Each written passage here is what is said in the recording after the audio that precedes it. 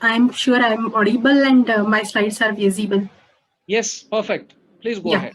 So in this session, we have heard different aspects of Ayurveda research. And whenever we talk about any research in Ayurveda, ethics become an integral part. We cannot move ahead unless we consider the ethical issues. Now you will say that what is different? We have ethics committee in our college and we are running every year we have this ethics committee sits and approves our proposal. So what is the difference that you are going to talk with us? Perfect. I know that all of us know that ethics is a branch of philosophy that constitutes what is right and wrong, good and evil. We have learned many lessons from the unethical research which was carried out in the past, and everybody of us knows this. We teach our students also the Nazi experiments, the Willowbrook hepatitis experiment, the Tuskegee syphilis study, and the list can go on and on. We have learned the cardinal principles of ethical research that beneficence, non-beneficence, confidentiality or autonomy is one of the principles, and justice. These are the cardinal principles of ethical research, and we must follow these principles while carrying out research. We have learned the evolution of biomedical ethics, how from Nuremberg Code we have reached to ICHGCP. We also know that in our own country, ICMR has developed a policy statement in 1980, and then Central Ethics Committee on Human Research was constituted at ICMR in 1996. And subsequently, ICMR developed the National Research Ethics Guidelines in 2000, and which were underwent versions and editions in 2006 and 2017 to cope up with the newer advancement in research. And this is the ICMR 2017 guideline structure. There are in all 12 chapters. And in that, 7 chapter deals with clinical trials of drugs and other interventions. And in those interventions and drugs, one of the point is clinical trials on traditional systems of medicine. So is it sufficient for us to deal all kind of research which we do? Because these guidelines talk specifically about the herbal research, herbal drugs, and we have lot many things. We do research on therapeutic procedures, we do research on herbomineral formulations, and these guidelines, a small section of the ICMR guidelines talks only about the herbal medicines. So is this sufficient? Before going further, I just want to have some revision about the ethics committee. Ethics committee is as we know, that it is a group or a committee which is designated by an institution to review. And each of these words is important because I'm going to come back to these words: review, approve the initiation of, and conduct periodic review of. So it is not only review and approve the initiation, but to conduct periodic review of the ongoing research. That is also an important task of ethics committee. What is the composition of ethics committee? It has to be multidisciplinary, multisectorial. It has to be independent. That means the college administration should not influence the functioning of ethics committee. And I'm again going to come back to this point. Competent, number 5 to 15, odd number is generally recommended because if poll is to be taken, then odd number is preferred, and quorum is specified. What is the purpose of reviewing protocols by an ethics committee? Safeguarding the dignity, rights, safety, and well-being of all actual and potential research participants. That means you may not recruit few participants, there may be screen failures, but even for those participants, their dignity, rights, and safety has to be maintained. Which types of studies are considered by ethics committee? Academic or investigator initiated studies. In that section, MD, PhD thesis, departmental projects, all these contribute to the academic or investigator initiated studies. Then there are pharma sponsored studies, and then government agency sponsored studies. So all these studies are considered by ethics committee. What are the elements which ethics committee should review? And I am going to take some time on this. Scientific design and conduct of the study. That is one thing, that how the study is designed and how it is going to be conducted, from where the participants are going to come. For example, if you are going to do a clinical study for prevention of COVID-19 and if you are going to recruit all your students from your college, then there is a question mark which ethics committee should ask. Risk benefit assessment, that means after participating in a study, what is the risk to the participant? And this risk is also of different kind. It is not only risk means some detrimental events will happen, but if you ask them some confidential questions about their sex life, about their stress levels, about their psychology, then there is a different kind of risk involved in it. Recruitment of research participants, which I already told you that from where the recruitment is going to happen, care and protection of research participants, then confidentiality protection and informed consent process. And if you are going to consider involve community involvement is there, then how you are going to involve the community? Are you going to talk to the community leaders, or how you are going to do it? And these are just elements of review, and these elements have to be reviewed from the battery of documents, and there is a list of almost 21 documents which the ethics committee should review. Now my question to you is, how many times we review in a Ayurvedic ethics committee all these documents? Now I'm going to come to the actual point, which is Ayurveda related specific issues when we are talking about the ethical perspectives. So as I said that, of course, study with drugs, clinical study with drug is a main important part of any of our research. So we must be knowing that safety data of different magnitude for different categories of the drugs. For example, for classical drugs, the safety data is needed is of different category. Classical, the patent and proprietary formulations, the data required is of different category, and there is a Rule 158B of Schedule Y, which talks about the safety data for different magnitude of the categories of drugs, and we should consider asking all these data from the investigator before giving a permission. Method of preparation in case of herbomineral formulation, because there are many preparation method described in text. So by which method the formulation will be prepared, and has the investigator carried out a metal content in PI, metal content, and if yes, that has to be mentioned in the patient information sheet. The patient information sheet should also provide all ingredients of the study formulation, especially the ingredients like garlic or animal products like cow urine, which are religiously sensitive for some communities in India. So these are all ethical issues, and you will understand that many of the times we just deal with the scientific issues. Why this drug is chosen, why not this drug is taken, why this disease condition, why not that disease condition. But these are the actual ethical issues which should be discussed in the ethics committee meetings. Then study on phytopharmaceuticals should not be considered in our ethics committees, because for phytopharmaceuticals, DCGI permission is needed, and the ethics committee has to be registered with CDSCO. And these two things our ethics committee do not generally follow, so we shouldn't consider the phytopharmaceuticals. Then certificate stating the stability of test drugs in long-term studies, because one must be assured that whatever we are giving to the participants is actually the study drug and not the expired kind of drug. So stability testing and stability report has to be given. And newer dosage forms, like this is a trend that aerosol of some tulsi or something is prepared and they are used directly in clinical studies. So how right it is to use such dosage forms, and what additional information we should ask from the investigators. In the same context, I will just give one example that one researcher, this is an actual case, one researcher was working on Sandhya Shodhan Kashaya, and Murva was not available. Murva is one of the ingredient of Sandhya Shodhan Kashaya, and Murva is not available these days easily. So investigator just knocked out that Murva. And we feel that this is perfectly fine, that it is not available, so we just knocked out that drug.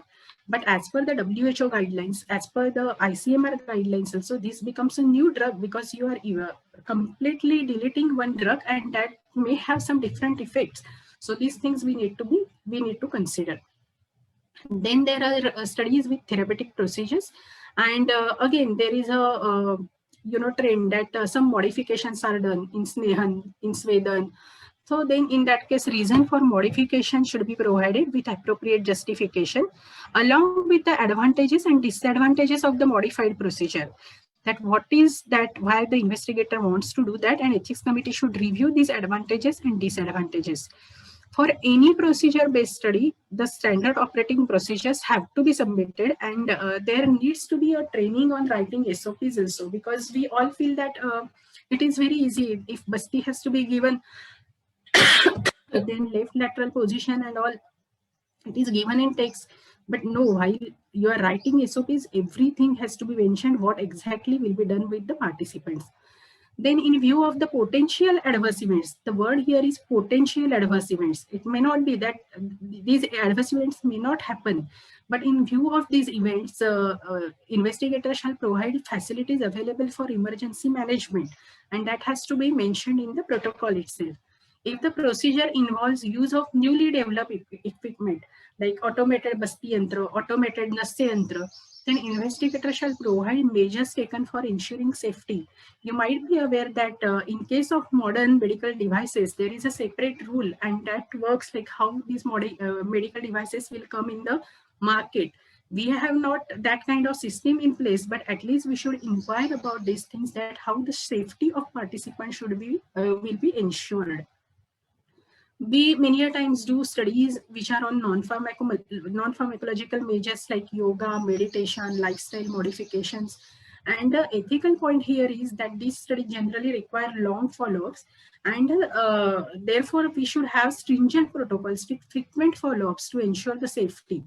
It may happen that you are advising yoga, or you are administering yogasanas to some pre-diabetic individuals, and their sugar levels may go on increasing if you don't keep frequent follow-ups, because we expect that these things will take longer time. So if the study duration is long enough, then we should have frequent follow-ups to ensure the safety. Then use of placebo or modern drug as a comparator. This is also an interesting and important issue, that studies on chronic conditions like diabetes or hypertension may include patients who are already on modern medicine. Now, in such conditions, we cannot stop the ongoing allopathy medicines, but then we should have add-on studies, and in add-on studies, the frequent follow-ups have to be, monitored, because there may be a synergistic action between the Ayurvedic drug and the allopathic drug, or they may act totally antagonistically. So to monitor all these things, frequent follow-ups are desirable. Then a modern medicine physician should be included as a co-investigator. ICMR guidelines mention that if in allopathy hospital Ayurvedic clinical trial has to be done, then an Ayurvedic physician has to be involved. Similarly, if we are working on modern medicine, then it is advisable to take a modern medicine physician, because then that person can change the drug or dose of ongoing drug from the modern medicine. And use of placebo as a control should not be allowed except psychological or psychosomatic diseases. These are the some important things which we should consider while reviewing the proposal from ethical viewpoint. Then there is an important thing which is about terminology. So phases of drug development, and many ethics committees and reviewers like to see that which phase of the clinical trial you are doing. Mind you, this phase word is applicable to the modern medicine drugs, because there is something like phase 1 study after preclinical studies where the drug will be first time used in humans, and that's why the safety data will be conducted on or generated on the healthy individuals. But our drugs, the Ayurvedic drugs, are in the market since centuries. We are using those drugs. So the phases term is actually a wrong terminology in case of Ayurvedic drugs. Then there is something funny like new indication. And people ask that you are doing, I will give you an example first, that suppose a drug Nisha Amalaki is mentioned in Prameha, and now if somebody starts working on diabetes using this drug, then some ethics committee ask for safety data or some kind of phase 1 data, because you are working in a new clinical indication. Now we have to understand when we will call a new indication and when we will not call a disease as a new indication. Suppose a disease described by modern medicine is having similarity in symptomatology mentioned in Ayurveda, as like in case of Prameha and diabetes, I think we should not call it as a new disease entity. But if there is a completely new indication, that is no similarity in symptomatology between Ayurveda and modern medicine, for example, XDR-TB, there is no description. So in that case, we can consider it as a new indication and can ask data for safety and preliminary efficacy also. The words like role, effect, efficacy, effectiveness have also to be used with caution, because every word has some different meaning, and that's why the ethics committee should also, means the ethical perspective of this is what the investigator is hinting at, and accordingly the protocol and overall study design, everything will change, and that has to be considered. Then there is something like financial concerns, which is a big problem in Ayurveda research. Generally, we do clinical research as a part of MD and PhD thesis only. So, who will bear the cost of study-related investigations is one big problem, that whether the student will bear the whole cost of study-related investigations, and then whether the guide should add as many investigations for sake of his scientific curiosity. This is a big problem. Post trial access, because ICMR guidelines say that after finishing the study, next day what will happen, what drug the participants will receive, will they suddenly stop that drug? But then in our case, who will bear the cost of this post trial access to study intervention also, and for how long we will give the study interventions, and how we will monitor this mechanism. Then compensation for daily wages, that has to be given, that is mentioned in ICMR guidelines. But again, from where this money will come? Generally, it so happens that we take the patients who are coming to our hospital for some treatment, and we recruit them only in our clinical studies. But it is possible that in routine clinical practice, or in routine clinical settings, we may invite the patient only after 15 days or 1 month for the follow-up. In clinical studies, once the patient gets recruited, we may ask the patient to come every 8 days also. Then who will bear the compensation for the daily wage losses? Compensation for study-related injury, again the same problem. Who takes the responsibility? The academic, academic or investigator initiated studies, who is deciding authority? Is it the institution, the principal investigator, that means the guide, or the student? Who will bear the responsibility? These are the few questions here. And then issues with ICs in Ayurvedic institutions, and I have said I will come back to some of the things in my previous slides. So formation and functioning and operating procedures are not generally defined in many of the Ayurvedic institutions ethics committees, that how the EC will function, what are the standard operating procedures, nothing is written. The EC is made only once in a year. Then how will they periodically review the progress of the studies? It is not the job, the ICs have not only the job to review and approve the project, but to do the periodic monitoring also.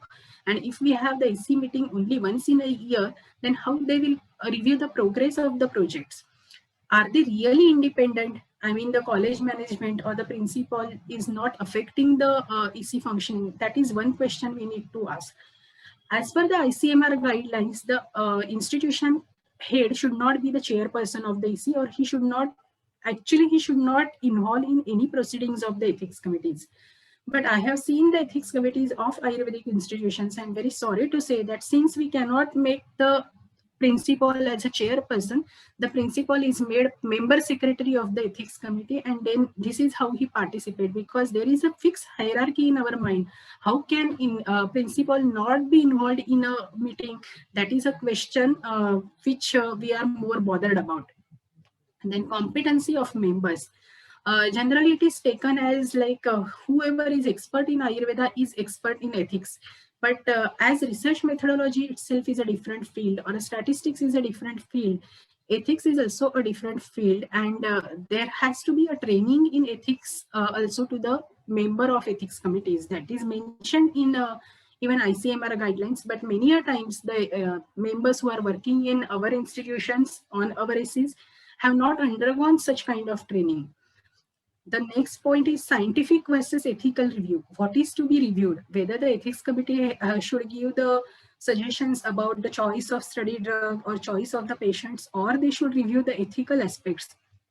So it is always said that a study, if it is not scientifically sound, cannot be ethically sound. So scientificity has to be checked by the ethics committee, but the focus should be on the ethical review. As I have already mentioned, periodic reviews have also to be carried out. And we do not have any monitoring or accreditations or registration system. Since 1.5 years, the Department of Health Research has made it mandatory that every ethics committee which is doing a biomedical research, and biomedical research involves any study which involves human participants, need to be registered with THR. now we have to actually do a survey that how many ECs in Ayurvedic institutions have been registered with the DHR. Lastly, I just want to highlight on one important concept, that informed consent. Uh, this is a written and informed consent. That means first you have to inform the participant about the study completely, and then you have to take the consent in a written format. The consent process has to be voluntary, and the consent has to be obtained from every participant. Again, you might find it very funny, but I will tell you examples that in some institutions, MD studies do not require informed consent because it is a very basic study. So why should we take informed consents from the participants is the attitude. Remember that we have to take the informed consent before any study related procedure. That means if you are measuring weight as a part of your study, then it is a very simple non-invasive procedure. But if you are doing it as a part of your study, then you should first take consent of the volunteer, and then only you should measure the weight.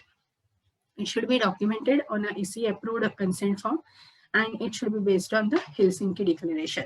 So these are a few important points which we need to consider while doing research on Ayurveda, and especially in Ayurvedic institutions. Lastly, the capacity building is something which we need in this ethics area. There is need of extensive training, and we have to generate awareness in scientific community about ethics, because many times it again may find very funny, but people call ethics committee as ethical committee. Now, for every committee which is working in any institution or any hospital has to be ethical in nature, because unless the people are ethical, the committee is ethical, it cannot perform in a right way. The committee here which we are talking about, which sees the ethics of the research projects, is ethics committee and not an ethical committee, because as I said, every committee has to be ethical. It is an ethics committee, the committee which sees ethics into the research proposals. So many a times it is taken as a hindrance that there is one committee and we have to present a project there, and then if the committee approves, then only we can do the project. This is kind of attitude which we have developed. So we have to remember that ethics is not a committee, but it is a process to make our own research ethical and more scientific. So thank you very much, and thank you for giving me this opportunity.